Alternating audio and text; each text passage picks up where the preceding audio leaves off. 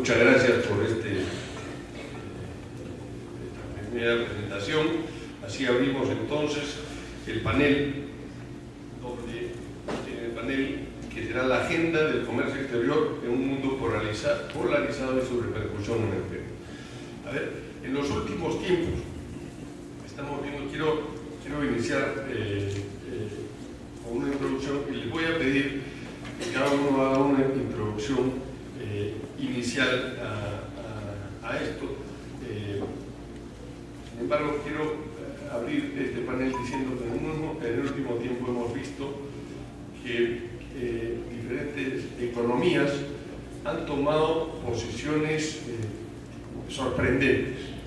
Por ejemplo, cuando le tocó al Perú presidir el APEC en el año 2016, contamos con la presencia de líderes de los 21, casi todos los 21 líderes que conforman APEC estuvieron presentes. El Perú fue el centro de atención del mundo por unos días. Y fue el centro de atención no solamente por haber sido la sede, muy bien atendidos, sino porque se mostraron posiciones hasta ese momento no tan evidentes. Barack Obama terminaba su mandato, pero ya había sido elegido el presidente Trump. Y el presidente Trump fue elegido con un discurso más bien de levantar barreras, y así lo ha venido haciendo. Ha venido haciendo negociaciones individuales en vez de colectivas, protegiendo a su economía internamente.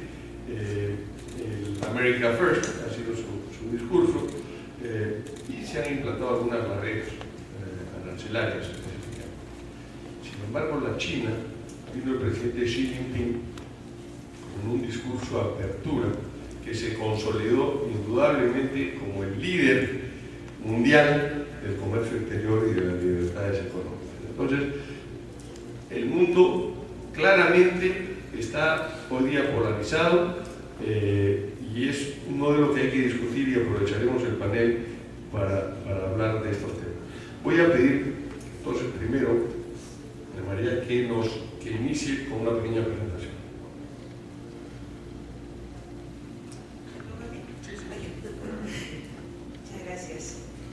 Muchas gracias, señor ministro. Yo me he permitido preparar unos comentarios para ordenar un poco mis ideas y poder mantenerme en el tiempo a propósito de este tema del contexto internacional actual que nos plantea Alfonso. En primer lugar, yo creo que ello conduce a reforzar la conveniencia de mirar hacia la cuenca del Pacífico como zona dinámica del siglo XXI. La integración económica en Asia-Pacífico está cambiando, y ese es el primer punto que me gustaría comentar.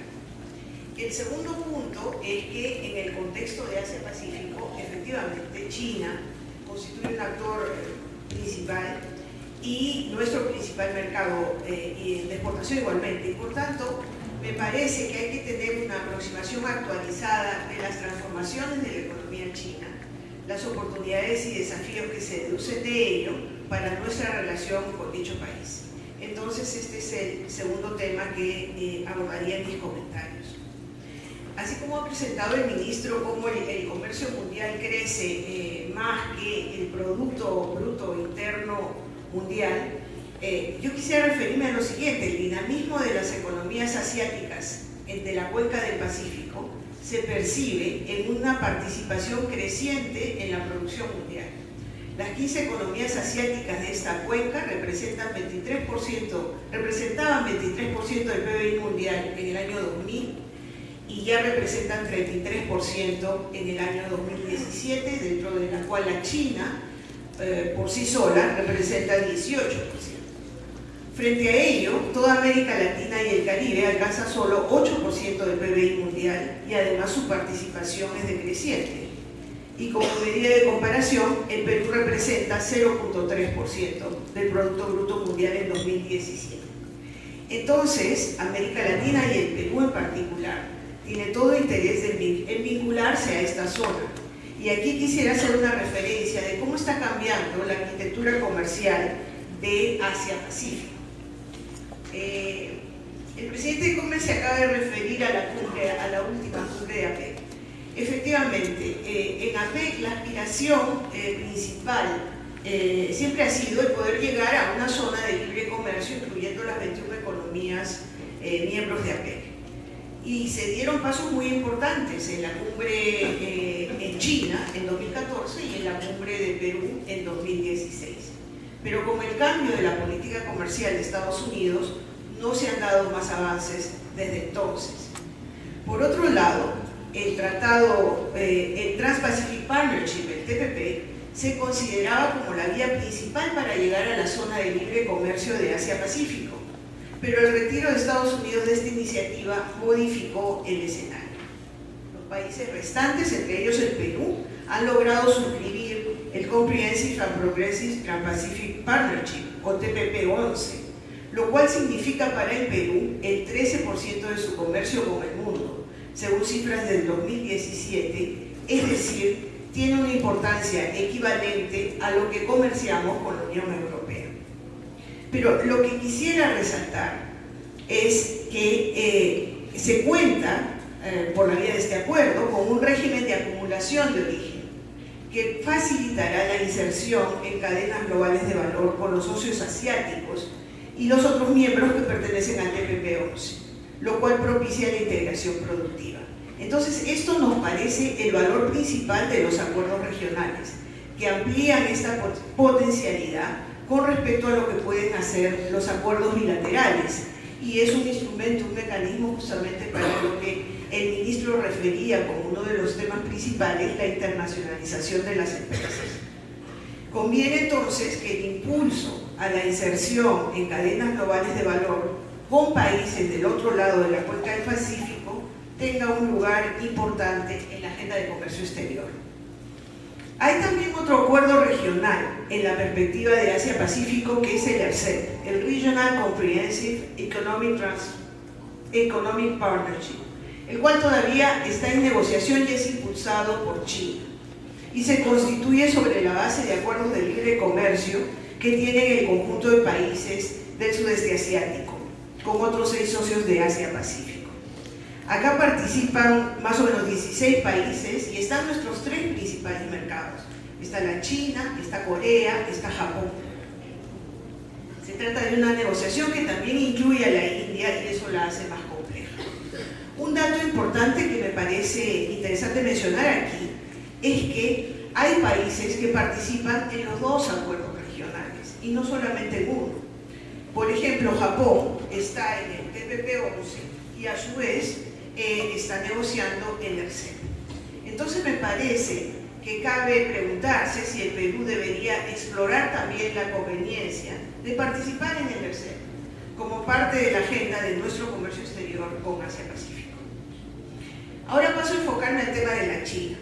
Y hay 2 puntos que me parecen importantes en la agenda de comercio exterior con China y en general con los países asiáticos: la diversificación y la conectividad. El ministro ha mostrado un mapa de los destinos de la exportación no tradicional. Efectivamente, y hemos visto que China está en el 8º lugar, bien atrás con respecto a otros mercados, en particular Estados Unidos, que es el número 1. La composición de las exportaciones peruanas al mundo es 74% tradicionales y 27% no tradicionales. Pero en el caso de China es 96% tradicionales y 4% no tradicionales. Entonces tenemos el desafío de la diversificación de las exportaciones del Perú a China. En esto, sin embargo, ya estamos avanzando muy significativamente con las exportaciones no tradicionales de productos agrícolas y pesqueros, donde destacan, como se ha mencionado, las frutas frescas y los productos del mar. El crecimiento de la población urbana, la elevación del ingreso per cápita, la ampliación de la clase media en China, todo eso seguirá favoreciendo la demanda por el rubro de alimentos.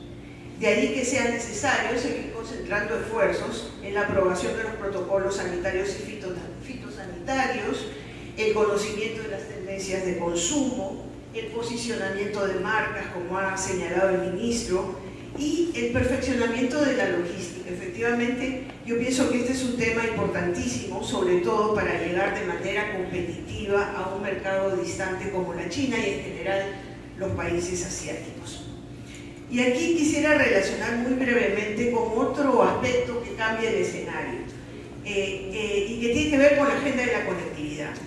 Es una iniciativa reciente china que se denomina la Iniciativa de la Franja y la Ruta, lanzada por China en 2013, y que es la visión moderna de la antigua Ruta de la Seda, incluyendo la franja terrestre y la ruta marítima, generando corredores económicos entre China y los países de su entorno geográfico. En el 2017, es decir, apenas el año pasado, la China invitó a los países latinoamericanos a ser parte de esta iniciativa global, y ello conduce, a mi juicio, a examinar la viabilidad de establecer una ruta marítima directa entre China y América del Sur, mejorando la conectividad transpacífica. El Perú tiene un rol potencial muy importante a este respecto debido a su posición geográfica en el centro de la costa del Pacífico de América del Sur, pudiendo convertirse en el hub del comercio internacional entre la región sudamericana y los países asiáticos.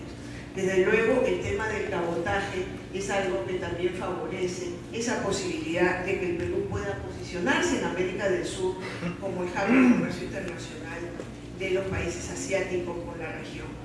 Entonces, este tema es sin duda parte de la agenda futura de comercio exterior entre ambos lados de la cuenca del Pacífico. Quiero terminar refiriéndome a otro cambio en el escenario, que es el cambio del modelo económico de la China, que tiene objetivos ambiciosos, como son transformarse de ser la fábrica del mundo a convertirse en un centro de innovación. Efectivamente, el ministro también ha insistido en esa transición hacia una economía del conocimiento. En eso también están los chinos. El plan estratégico Made in China 2025 o 2025, que se estableció en el año 2015, orienta la primera etapa de esta transformación que se busca alcanzar para el centenario de la fundación de la República Popular China en el año 2049. Se han definido para esta transformación industrial 10 sectores claves de alta tecnología. Desde luego, Estados Unidos es totalmente crítico a este plan chino, que puede poner en cuestión su primacía a nivel mundial en estas industrias de alta tecnología, y aquí hay una de las raíces fundamentales de la actual guerra comercial. Conviene estudiar esta transformación china para ver qué oportunidades abre a países como el nuestro, por ejemplo, para desarrollar segmentos de industria que China dejará de operar o para insertarse en nuevas cadenas de valor que las firmas chinas empiecen a liderar a escala global, todo eso apoyando igualmente la internacionalización de nuestras empresas. Hay aquí también un tema para la agenda prospectiva de mediano y largo plazo del comercio exterior del Perú. Esos serían mis comentarios iniciales, Alfonso. Muchas gracias.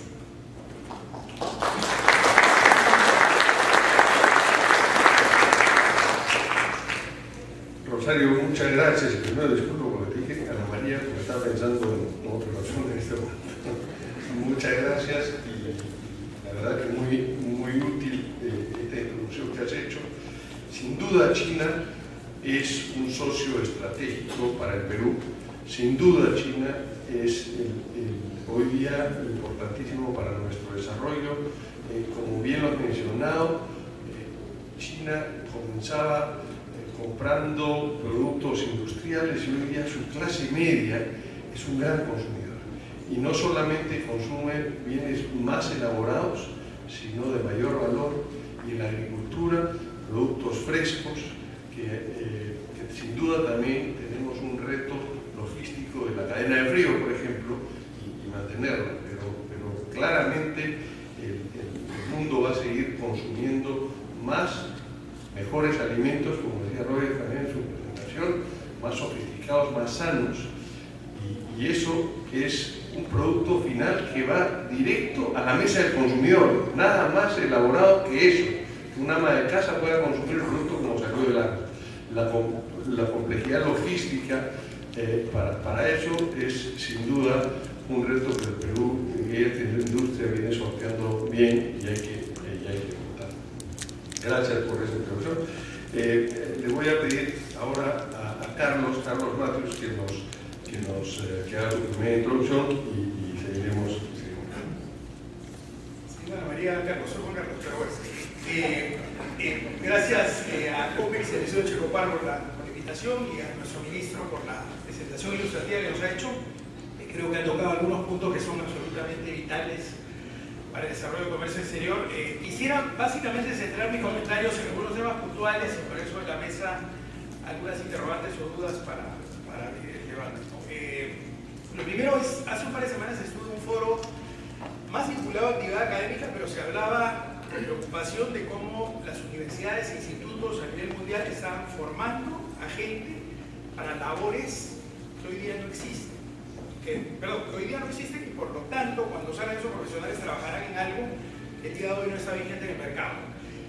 Tomando ese punto, me parece súper relevante contemplar el tema de prospectiva, un temita que tocó al final Rosario, que me parece súper relevante porque es cuán conscientes estamos siendo de todas las megatendencias a nivel de todo: revolución tecnológica, genómica, robótica, nanotecnología, criptología, el rol de la mujer en el mercado laboral, envejecimiento de la población, para entender cómo esos productos y servicios que hoy ofrecemos apuntan a un perfil de consumidor que puede ser distinto al que tenemos hoy día, 2018.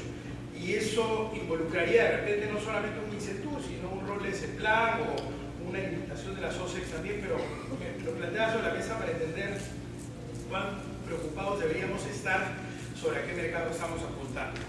Un segundo punto tiene que ver con una comparación de historias. A veces comparamos a los países y toman decisiones y deciden políticas económicas en escenarios distintos. A veces uno mira a Perú y a Chile, que es la eterna comparación que hacemos, y si uno mira la historia, sobre todo los más jóvenes de la audiencia, no recordarán que Chile formaba parte del Grupo Andino. Originalmente, cuando se crea el Grupo Andino, Chile era parte de él, pero fue el primero que pensó como hoy día la mayoría piensa, o muchos pensamos, ¿no? Es decir, se juntó el grupo y dijo: ahora que somos un bloque, protejámonos del imperialismo y establezcamos medidas que favorezcan a la industria local versus el afuera. Y Chile dijo: no, yo no he venido a juntarme con el Club de los Vicios, sino vengo a abrirme al mundo. Y se separó de la comunidad andina y se arriesgó a abrirse al mundo 40 años antes que el resto. Y eso marca un punto distinto, porque ellos subsidiaron incluso parte de su desarrollo de la industria exportadora. Por consiguiente, cuando negociaban para favorecer empresas que ya estaban exportando. Si yo estaba en Chile, exportaba uva a Estados Unidos, y luego mi país negocia y genera una ventaja arancelaria entre otras ventajas para entrar a ese mercado, mañana exporto más, porque ya es un mercado que tengo y tengo una ventaja adicional. En el caso nuestro, se negoció y después se volteaba y le decían a las empresas: aprovechen estas ventajas. No es necesariamente malo, pero obviamente se ve un más lento nivel de aprovechamiento de las empresas producto de un punto de partida distinto. Sí me parece fundamental el tema que mencionaba el ministro y amigo Roger sobre las marcas. No me queda muy claro cómo se manejaba ese tema presupuestalmente, porque había muchas marcas y yo había visto la historia de países que apuestan por una marca colectiva como The Wines of Chile, y la inversión es absolutamente millonaria para que tenga el impacto que luego tiene. O sea, colocas en la mente de la gente. Con Rosario estuvimos en Corea en un proyecto que ella lideró y veíamos con sorpresa, ¿recuerdas?, que el principal proveedor del mercado coreano de vino de Chile, en cantidad, en valores Francia, porque es más caro, pero en cantidad de Chile, lo cual era sorprendente. Pero eso responde a una estrategia de Estado para posicionar The Wines of Chile como una referencia para cualquier consumidor, y luego entra la competencia de las empresas para ya ganarle una marca a otra. Entonces, ese tema de marca me parece central. Creo que el tema de los superfoods es un elemento bien interesante. Me tocó presidir hace un tiempo con Apisco, y por lo tanto soy consciente que esa idea del Pisco Perú puede ser relevante, a pesar de que estamos hablando de espectros mucho más pequeños. En Pisco exportamos $8 millones, de los que 10 este año, ya es una favorita, y además el mejor, sobre todo también crecer. Y sí me parece relevante también contemplar este tema de alianzas estratégicas en todas sus modalidades. O sea, los elaboramientos que mencionaba Rosario me parecen centrales, y hoy día tenemos algunos ejemplos de valor donde alianzas peruano-chilenas, peruano-colombianas para atacar el mercado asiático evidencia que más allá de rivales podemos vernos como aliados estratégicos. Y eso, sobre todo en el sector hortofrutícola, se ha visto como una posibilidad absolutamente real, que además te lleva a la construcción de marcas. Entonces creo que propiciar eso me parece fundamental. Y solo para cerrar y respetar un poquito los tiempos, no perdamos de vista que este es un mercado que tiene dos características. Es un mercado de MIPES, 98.3% de las empresas en el Perú son MIPES, y si hablamos de la actividad exportadora, de esas 7.000 y pico empresas que se mencionaron, más del 65% son MIPES. Y la segunda característica es un mercado de informales. Este es el segundo mercado más informal de América Latina después de Honduras, ¿no? Entonces, esos dos elementos a contemplar cuando se plantea la agenda interna son fundamentales. El tema del cabotaje es central, el tema del abuso es más importante aún, creo yo, pero cuánto de mecanismos estamos creando para que esas MIPES realmente tengan una oportunidad de competir afuera, es un interrogante que pongo sobre la mesa. Gracias.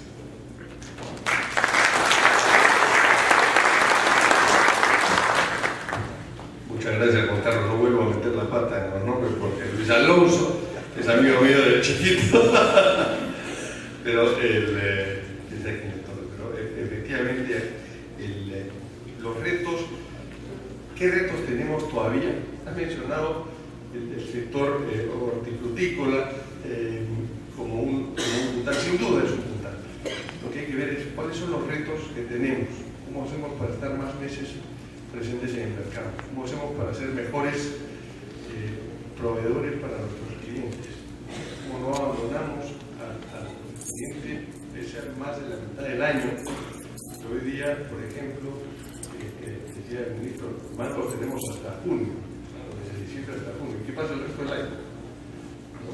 Si hemos logrado llegar a los supermercados del otro lado del mundo con productos de altísimo valor, y le ha resuelto el problema del suministro, ¿qué pasa el resto del año? Tiene que buscarse la vida en otro lado. Esos son los retos que todavía tenemos y sin duda hace falta más inversión, diversificación geográfica, poner en valor nuestra sierra, nuestras ejes selva. La zona sur del Perú, los desiertos del sur del Perú tienen un clima que es prácticamente inverso al del norte, donde se producen casi, el centro y el norte, donde se producen casi todas las agroexportaciones. Investigaciones como la de Majes Iguas 2, ojalá que puedan servir para eso. Yo sé que esto, por ejemplo, sería tener palta, que es uno de los productos, el segundo producto más importante de la exportación del Perú, palta en los meses de agosto en adelante, que es donde se acabó el suministro de palta peruana. La ceja de selva es un reto, la sierra es un reto, pero ciertamente la actividad agroexportadora en la costa peruana se ha dado gracias a la existencia de los desiertos y la conquista del desierto, donde estaban disponibles. En la sierra, en la selva, hay retos todavía de propiedad del suelo, pero todavía nos queda el sur. Bueno, muchas gracias. Luis Alonso, por favor, tu primera introducción. Gracias. Sí, muchas gracias. Gracias a COMEX por acompañarnos en este evento. En realidad, el mundo está cambiando de una manera muy drástica y de ser un mundo polarizado, estamos viendo que se está acentuando la bipolaridad no solamente de los líderes mundiales, sino también de lo que está sucediendo hoy día en el comercio mundial.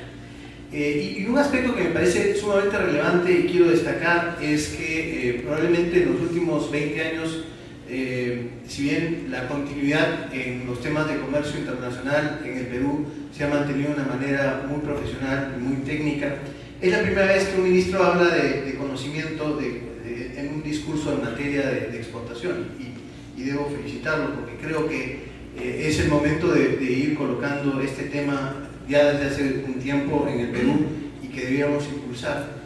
Resulta que el progreso económico continuo va a depender de las capacidades de las sociedades de mantenerse abiertas al comercio por un lado y al progreso tecnológico por otro lado, y ese es el gran tema. El planteamiento que yo quisiera poner en la mesa para discutir es que si bien estos dos impulsores del progreso económico, tanto el libre comercio como el progreso tecnológico, están apuntando y apuntan directamente al tema de la productividad, que es un tema de agenda que debiera estar incorporada en esta agenda que se plantea de desarrollo económico. ¿Y por qué lo señalamos de esta manera? Hace más de 20 años que venimos firmando tratados de libre comercio, abriendo el Perú al mundo, siendo primeros en exportación de una serie de productos. Sin embargo, seguimos siendo pobres, ¿no? Y probablemente miremos el futuro no con un escenario tan claro en materia de bienestar y desarrollo económico. Y uno de los factores probablemente que inciden en este aspecto para hablar de una agenda interna en materia de comercio es el hecho que señalaba Juan Carlos, y es el tema de la informalidad. El 72% de la población económicamente activa del Perú es informal, y la mayoría de estos informales, según Ipsos, son independientes o se emplean en empresas de hasta 10 trabajadores. Además, eso hay que mirarlo desde la perspectiva de que el total de las empresas que existen en el Perú, el 97% son micro y pequeñas empresas. Y en el Perú existen más o menos unos 6 millones de MIPYMES y el 83% son informales. Entonces, hay un problema que está íntimamente ligado justamente entre la informalidad y la productividad. Además, otro aspecto que quiero resaltar es otro dato importante que nos da Ipsos en una charla que dio el año pasado, no hace mucho, en el mes de noviembre, donde señala que entre 30 y 40% de la población es estatista en un país que tiene 20 tratados de libre comercio. Dice que el apoyo a la economía de libre mercado no llega a 20%. Es decir, hay una bipolaridad, sin duda, no solamente a nivel mundial, sino que además existe un tema de bases para el desarrollo de una agenda interna orientada al tema de comercio. Además, recojo algunas ideas que se publicaron hace unos días por un colega en comercio, donde se preguntaba por qué el Perú, un país relativamente exitoso en haber logrado un importante crecimiento económico y una reducción de la pobreza, parecía atrapado en la dualidad entre economía formal e informal. Y de alguna forma concluyo esta primera parte de la agenda interna en el hecho de que la economía informal refleja una forma ineficiente de producción, que es incapaz de alcanzar economías de escala y que no puede acceder a tecnología e información para mejorar la productividad. Por lo tanto, es importantísimo incorporar como parte de la agenda nacional el tema del conocimiento, pero en la medida en que tengamos estos indicadores de informalidad tan grandes, la innovación para llegar a ese conocimiento probablemente sea muy tarde. El otro aspecto que quiero señalar tiene que ver con esta bipolaridad de los líderes que nos dirigen, que dirigen el mundo global. Dos individuos que de alguna forma tienen total libertad para actuar en su propio interés y de alguna forma están poniendo al mundo de cabeza, ¿no? Y este es un tema que obliga a comenzar a mirar la agenda regional. Y en la agenda regional, como tema también para discutir en esta mesa, es el poder hablar de la Alianza del Pacífico. Probablemente la Alianza del Pacífico constituya, para los temas de comercio regional, nacional e internacional, una isla importante y una plataforma sumamente importante con miras a esta cuenca del Pacífico que se ha señalado, pero sobre todo la posibilidad y expectativa de una integración regional real con una visión de libre comercio y de iniciativas claras. Lamentablemente, la bipolaridad que señalo continúa, porque si en los próximos días tendremos como presidente en México a una persona que probablemente sea presidente, a la Alianza del Pacífico podría no estar empujada adecuadamente. Por lo tanto, este es otro de los temas regionales sobre los cuales hay que incorporar para mirar el mundo bipolar que tenemos y tener una agenda nacional, no solamente de tratados de libre comercio, sino también de una agenda real que pueda incorporar todos estos acuerdos dentro de una agenda nacional, mirando productividad y resolviendo el tema de la informalidad, que probablemente sea el peor de los males que tiene hoy día el Perú. Muchas gracias.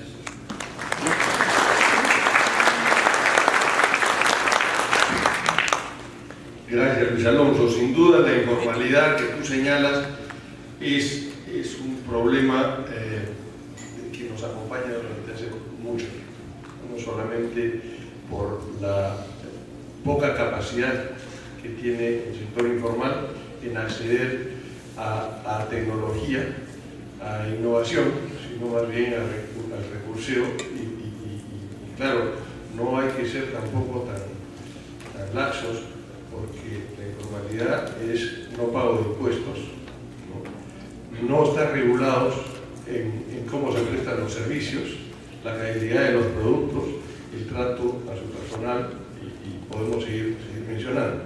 Esta sin duda es una tarea pendiente que tiene el país en todo ámbito de las actividades.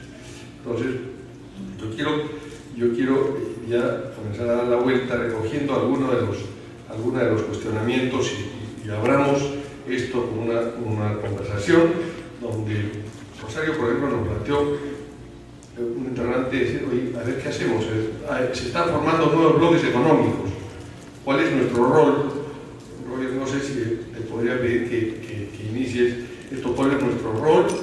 Negociación en bloque, acercarnos a la ruta de la seda, acercarnos a los nuevos, a los socios estratégicos, sobre todo las alianzas que se forman en el Asia. Esto es uno de los temas. Después, ¿qué les parece si vamos haciendo una ronda de estos y después vamos tomando los otros? Gracias. Gracias, Rosario. La semana pasada estábamos en México, justo en una sesión de preparación de la cumbre de Alianza del Pacífico.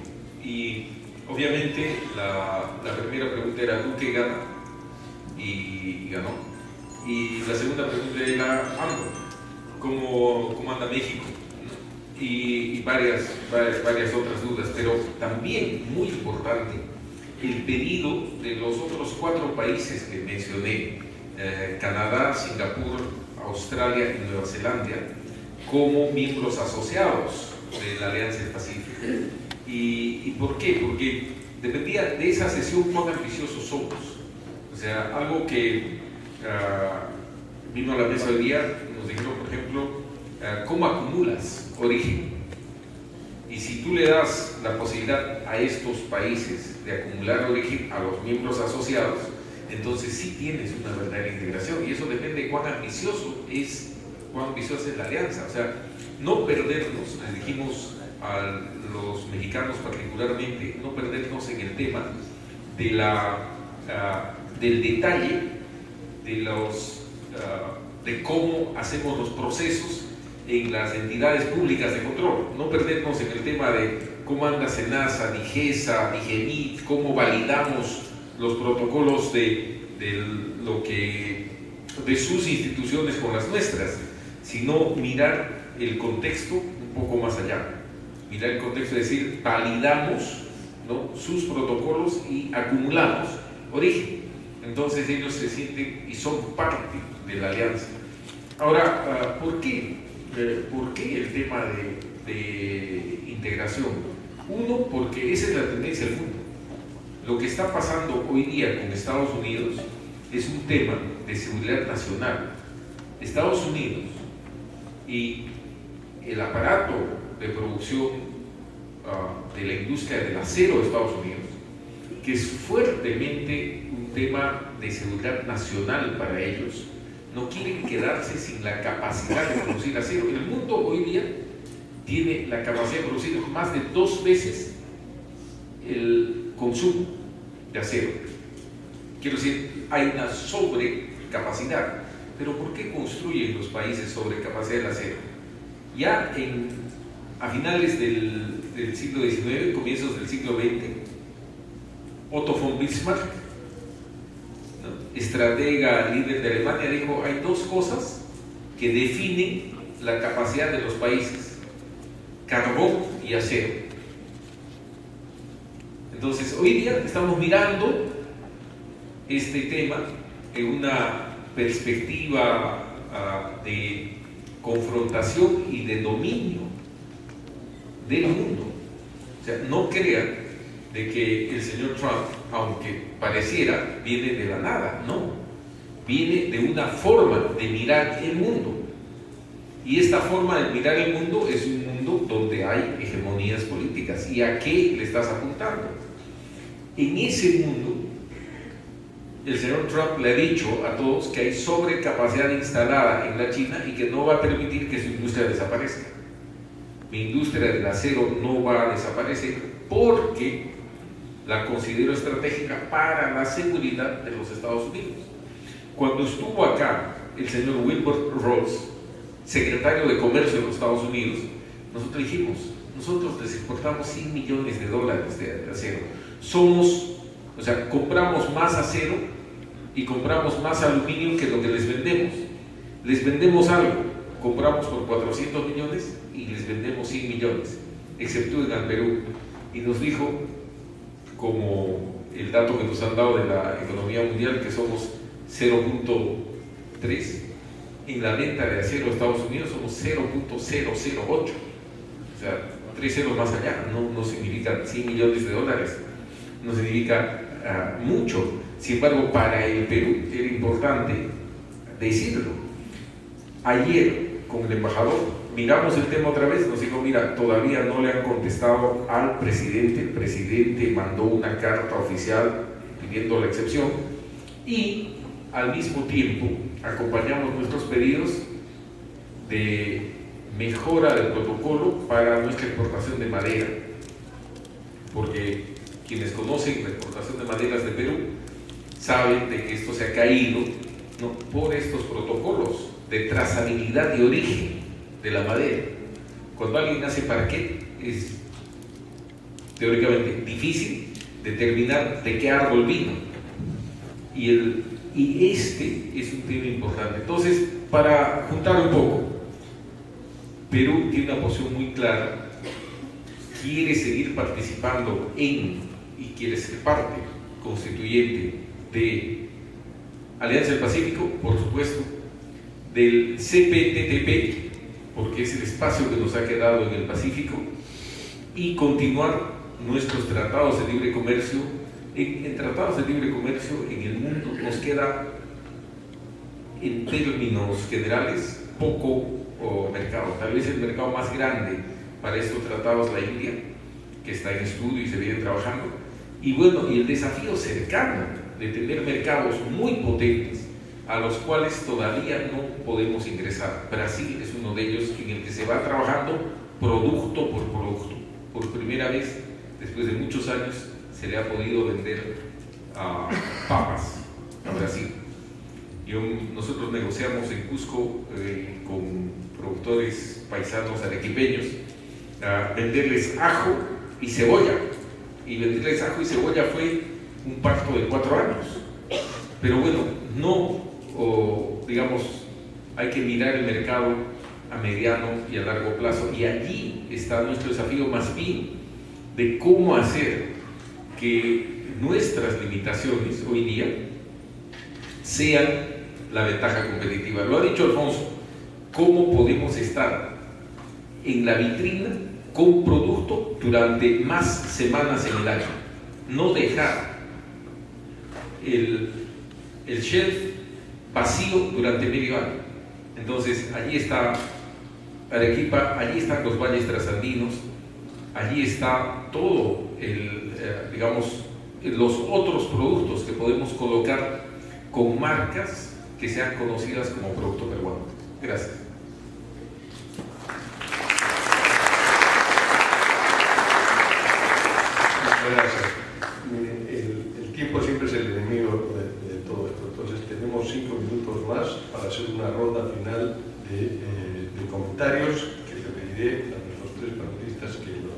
ocupen el tiempo que igual. Gracias. Bueno, Luis Alonso se ha referido al libre comercio y progreso tecnológico más productividad, ¿no? Me parece tres aspectos esenciales, pero volviendo al asunto del libre comercio, lo que observamos en el mundo de hoy, este escalamiento, ¿no? de lo que los medios llaman la guerra comercial, que tiene actores que se van diversificando, inicialmente Perú, inicialmente Estados Unidos y la China, luego las medidas se amplían hacia otros espacios como la Unión Europea, México, Canadá, etc. Yo pienso que por un lado tenemos eso, pero por otro lado tenemos, y es lo que apuntaba en mis comentarios iniciales, un espacio que seguir atacando de manera consistente, permanente, que es la cuenca del Pacífico. Y en la cuenca del Pacífico, efectivamente, el mecanismo de los países asociados a la Alianza del Pacífico a mí me parece un punto de quiebre, ¿no? Hemos pasado de los observadores a los asociados que ya negocian acuerdos de libre comercio grupal con los 4 de la Alianza del Pacífico. Eso yo creo es el señalamiento de que los acuerdos regionales no deben verse principalmente, y sobre todo los que miran a la cuenca del Pacífico, no deben verse sobre la base del mercado interno, sino sobre la base de ser plataformas que nos permitan ir asociando los dos lados de la cuenca del Pacífico.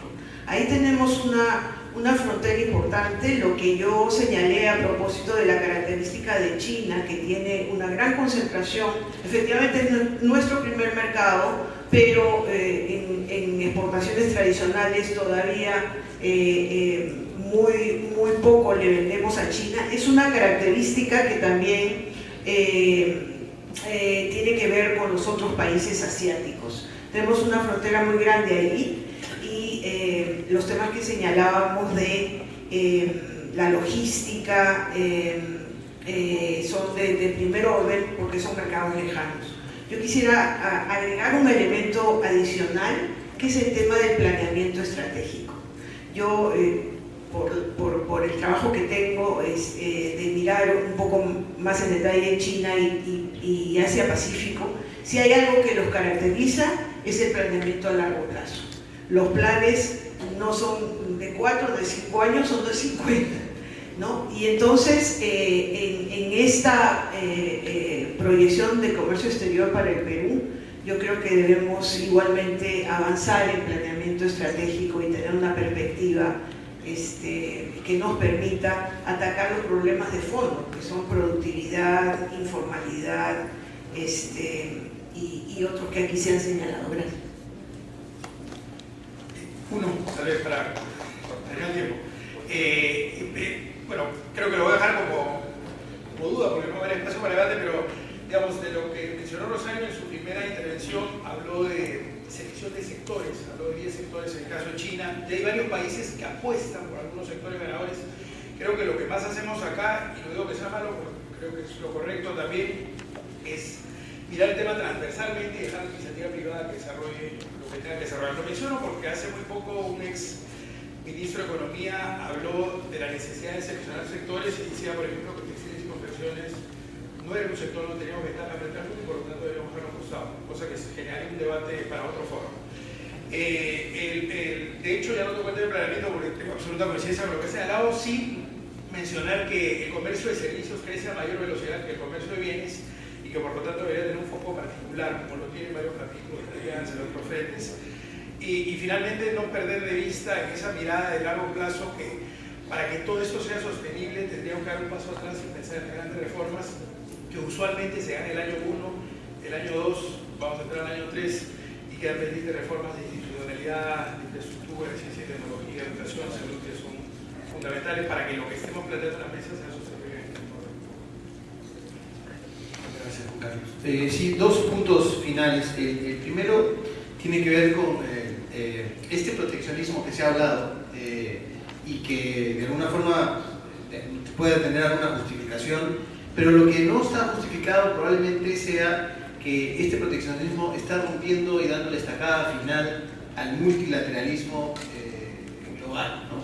¿Y cuál es el gran problema de esto? El gran problema de esto es que se están rompiendo los esquemas jurídicos, y hablando como abogado, de resolver los conflictos de comercio en un foro de carácter multilateral. Probablemente ese sea uno de los grandes problemas que hemos tenido. Este escenario multilateral de solución de controversias fue una base muy importante lograda desde Bretton Woods hasta la creación de la OMC. Y finalmente, el otro tema, regresando a la agenda interna, el tema del aprovechamiento de los TLCs. Recuerdo la frase esta, ¿no? Y seguramente todos ustedes se acuerdan de los TLCs hacia adentro, ¿no? Creo que todavía hay una agenda muy pendiente de eso y no debemos dejar de mirar. Solamente para darles un dato importante, en el Tratado de Libre Comercio con Estados Unidos hay un capítulo que se llama Promoción de la Innovación y Desarrollo Tecnológico. Habría que preguntarnos cuántos acuerdos de ciencia y tecnología ha firmado CONCITEC. Después de cuántos años tiene el TLC firmado, cerca de 10 años. Es decir, en los capítulos de los tratados de libre comercio que firmamos, los 20 TLCs, hay varios capítulos muy interesantes donde podemos sacar un provecho inmenso e incorporarlo a la agenda interna. Creo que eso es lo que nos está faltando con mucha intensidad para lograr que el libre comercio realmente sea algo que ayude al país en el desarrollo productivo que necesitamos. Muchas gracias.